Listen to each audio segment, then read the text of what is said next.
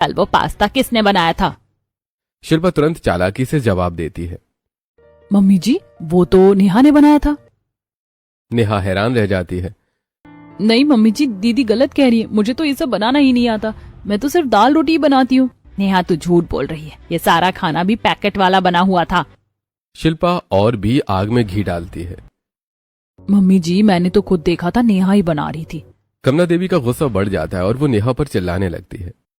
अगर तुम हमें ऐसा गंदा खाना खिलाकर मारना चाहती हो तो हमसे अलग ही हो जाओ। नेहा की आंखों से आंसू बहने लगते हैं। मम्मी जी, मैंने कुछ नहीं किया। राघव आगे आता है और गुस्से में बोलता है, मम्मी आप लोगों का अलग हो जाना ही बेहतर है, क्योंकि यहाँ हर बार आप शिल्पा भाभी की ही साइड लेती है, कभी नेहा की बात सुनती ही नहीं है। अरे ऐसे घर में रहने का कोई फायदा नहीं है। सामने एक छोटा सा कच्चा घर दिखता है। राघव और नेहा अपना सामान उठाकर वहां चले जाते हैं। नेहा रोती हुई पीछे मुड़कर घर को देखती है और धीरे धीरे दरवाजा बंद हो जाता है। मोहल्ले में खड़ी भीड़ के बीच शकुंतला की बात सुनकर कमला देवी कुछ पल के लिए चुप हो जाती हैं। आसपास खड़ी औरतें भी धीरे धीरे कानाफूसी करने लगती हैं। हाँ हाँ, जो भी था ठीक है, मेरे घर के मामलों में दखल देने की जरूरत नहीं है और मैं अपने जीवन में बहुत खुश हूँ। मेरी बहू शिल्पा बहुत अच्छी है। इतना कहकर कमला देवी गुस्से में वहां से चली जाती हैं, लेकिन उनके चेहरे पर झुंझलाहट साफ दिख रही होती है। अगले दिन शिल्पा के घर कुछ मेहमान आते हैं। शिल्पा उनके लिए खाना बनाती है और बड़ी स्टाइल से टेबल पर परोसती है। नहीं नहीं, हम खाना नहीं खाएंगे, बस मिलने आए थे। शिल्पा बिना कुछ बोले अपना खाना वापस उठाकर रसोई में ले जाती है और सारा खाना प्लास्टिक के डिब्बों में पैक करने लगती है। जब दोबारा कोई आएगा तो काम आ जाएगा, वैसे भी फ्रिज में रखा खाना खराब थोड़ी होता है। वहीं दूसरी ओर नेहा अपने घर के बाहर बैठी होती है। एक गरीब बच्चा भूखा सा वहां से गुजर रहा होता है। दीदी, कुछ खाने को मिल जाएगा? हाँ बेटा, रुको। नेहा अंदर जाकर ताजा खाना लाती है और बच्चे को अपने हाथ से खिलाती है। दीदी, बहुत स्वाद है। नेहा मुस्कुरा देती है। अगले दिन सुबह शिल्पा चाय बनाकर चाय पत्ती को फेंकने की जगह धूप में सुखाने के लिए रख रही होती है। ये क्या खराब होती है? इसे तो दोबारा इस्तेमाल कर सकते हैं। रिया ये देखकर हैरान रह जाती है। भाभी, आप ये क्या कर रही हो? इतनी कंजूसी तो मैंने आज तक कहीं नहीं देखी। अगर मैं कंजूसी नहीं करती ना तो ये घर इतना अच्छे से नहीं चलता। अगले दिन सभी लोग बैठकर चाय पी रहे होते हैं। शिल्पा भी होती है। अचानक शिल्पा की चाय में एक मक्खी गिर जाती है। शिल्पा बिना सोचे मक्खी को निकालकर फेंक देती है और वही चाय वापस पीने लगती है। बेटा, तू तो हमें उल्टी करवा देगी। ऐसी क्या मजबूरी है? हमारे घर में खाने को रोटी नहीं है क्या, जो तू ये मक्खी वाली चाय पी रही है? अरे मम्मी जी, कुछ नहीं होता, फटाफट निकाल दिया ना, इसमें क्या चला गया? अरे हद हो गई, हम तो तंग आ गए हैं इस घर से। रिया भी मुंह बनाकर वहां से उठकर चली जाती है।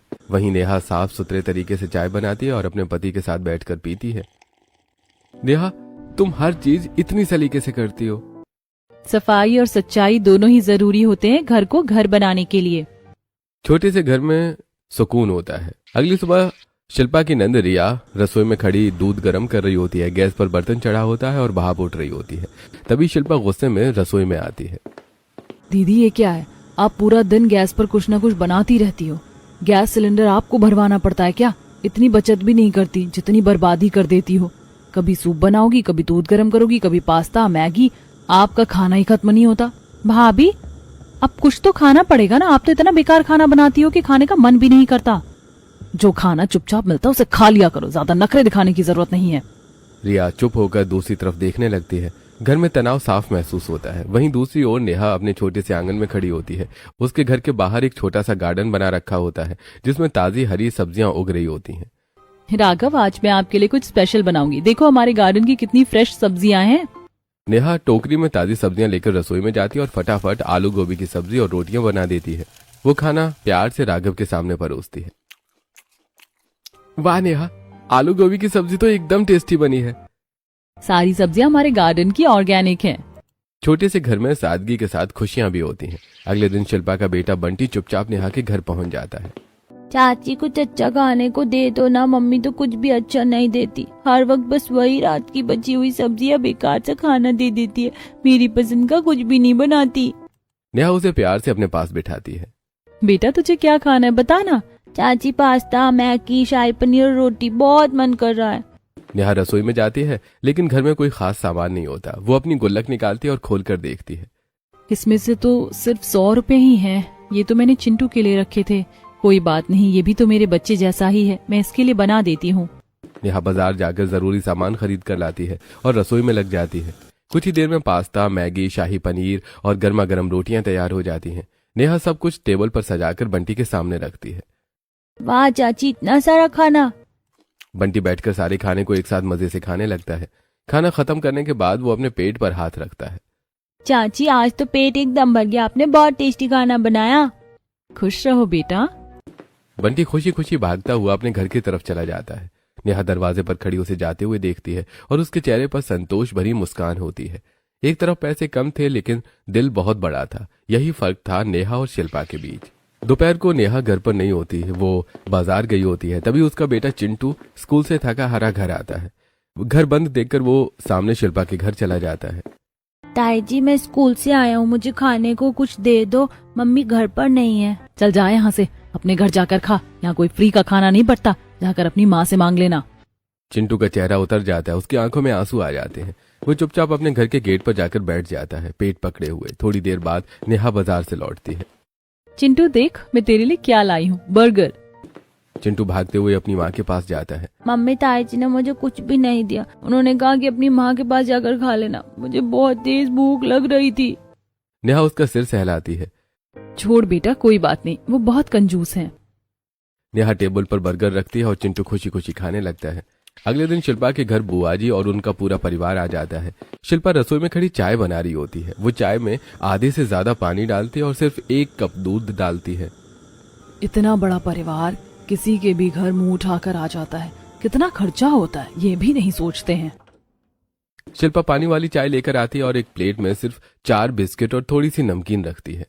ये चाय है या गर्म पानी? ऐसा लग रहा है जैसे पानी ही पी रहे हैं। और ये 4 बिस्किट, हम पर कोई एहसान कर रही हो क्या? बुआ जी, आजकल कितनी महंगाई है, थोड़ी कंजूसी तो करनी ही पड़ती है। अरे भाई, इतनी कंजूसी तो बेटा सिर्फ तू ही करती है पूरे खानदान में।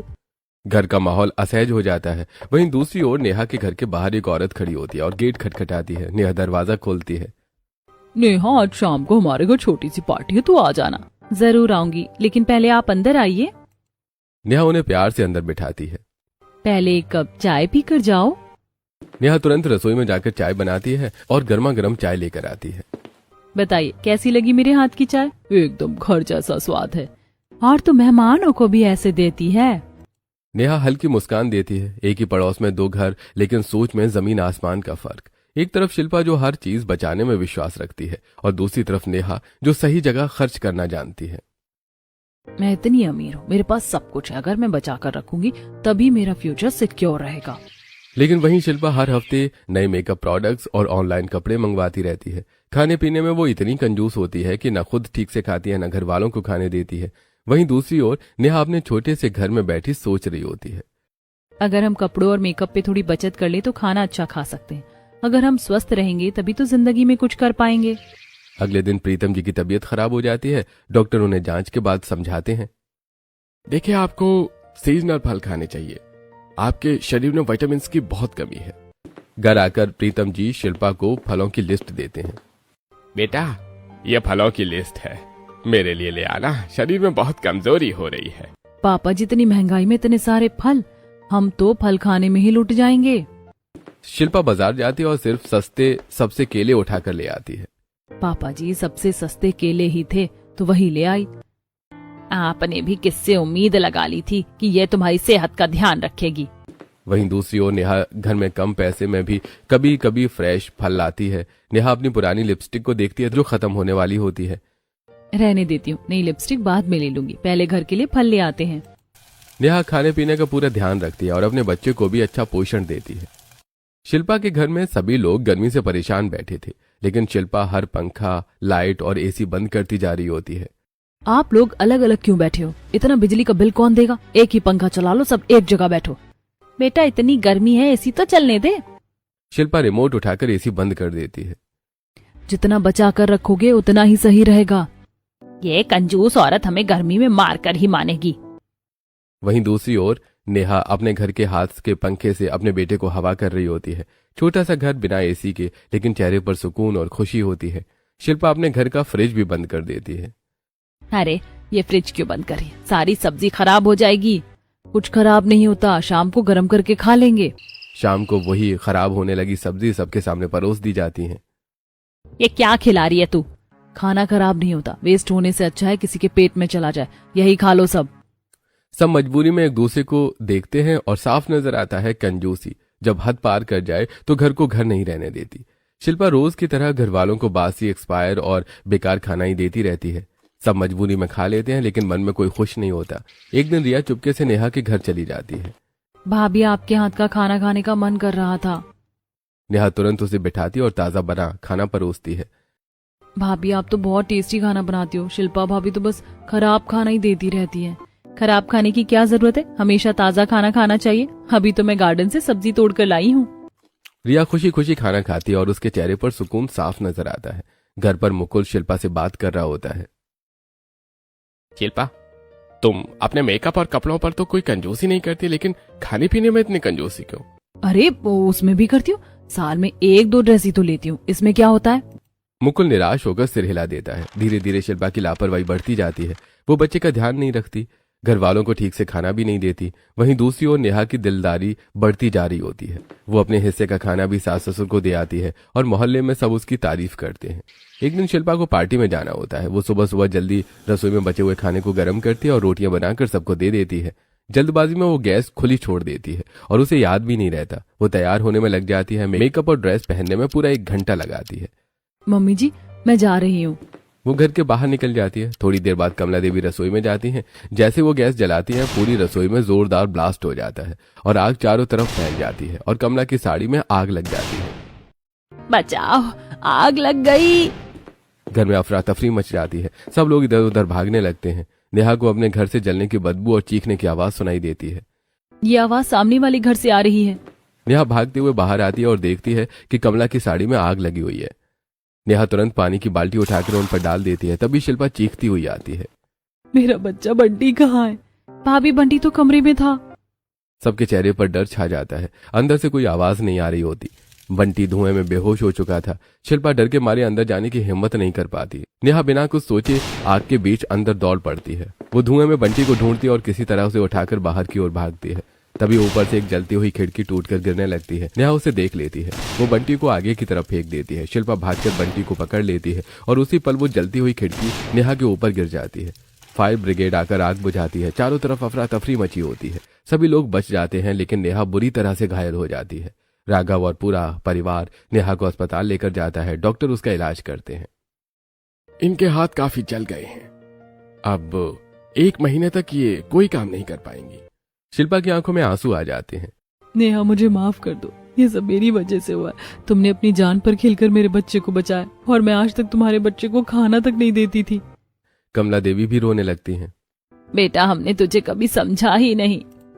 पूरे परिवार को अपनी गलती का एहसास हो चुका होता है। आज पहली बार दिलदार बहू की असली कीमत सबको समझ आ जाती है। हादसे के बाद कुछ दिन तक शिल्पा का घर ठीक नहीं हो पाता, इसलिए पूरा परिवार नेहा के छोटे से कच्चे घर में रहने लगता है। घर छोटा होता है लेकिन माहौल में अपनापन और प्यार भरा होता है। नेहा बिस्तर पर होती है, उसका हाथ पट्टी पे बंधा होता है। कमला और शिल्पा मिलकर उनकी सेवा कर रही होती हैं। बेटा, अगर तू हमारी जान नहीं बचाती तो आज हम सब खत्म हो जाते। दीदी, मैं बस यही कहना चाहती हूँ कि रसोई के मामले में कभी लापरवाही नहीं करनी चाहिए। बेटा, ये तो ऐसी है, इसे हर वक्त जल्दी मची रहती है और हर चीज में लापरवाही करती है। शिल्पा की आंखों में पछतावा साफ दिख रहा होता है। वो नेहा के पास बैठ जाती है। आई एम सॉरी नेहा, ये सब मेरी वजह से हुआ है। तुम आज मेरी वजह से ही इस हालत में हो। अगर मैं थोड़ा ध्यान देती तो ये हादसा नहीं होता। दीदी, रसोई ऐसी जगह है जहाँ लापरवाही और कंजूसी दोनों ही खतरनाक है। यहाँ अच्छा खाना बनेगा तो स्वास्थ्य अच्छा रहेगा और अगर लापरवाही होगी तो जान भी जा सकती है। शिल्पा कुछ पल चुप रहती है, फिर हिम्मत करके सच बताती है। एक बात और बतानी है, वो जो एलर्जी वाला मामला हुआ था वो भी मेरी वजह से हुआ था। मैंने एक्सपायरी खाना दिया था और सारा इल्जाम ने यहाँ पर डाल दिया। ये सुनकर सब चौंक जाते हैं। देखो, एक और सच सामने आ गया। मुझे पहले से ही पता था तू कितनी लापरवाह है, लेकिन अब याद रखना, दोबारा ऐसा कुछ नहीं होना चाहिए, वरना उस दिन नेहा घर में रहेगी और तू बाहर जाएगी। कोई बात नहीं मम्मी जी, गलती सबसे होती है, इंसान अपनी गलतियों से ही सीखता है। आज से मैं हमेशा ध्यान रखूंगी और खाने पीने में भी कोई कंजूसी नहीं करूंगी। कुछ दिनों बाद नेहा पूरी तरह से ठीक हो जाती है।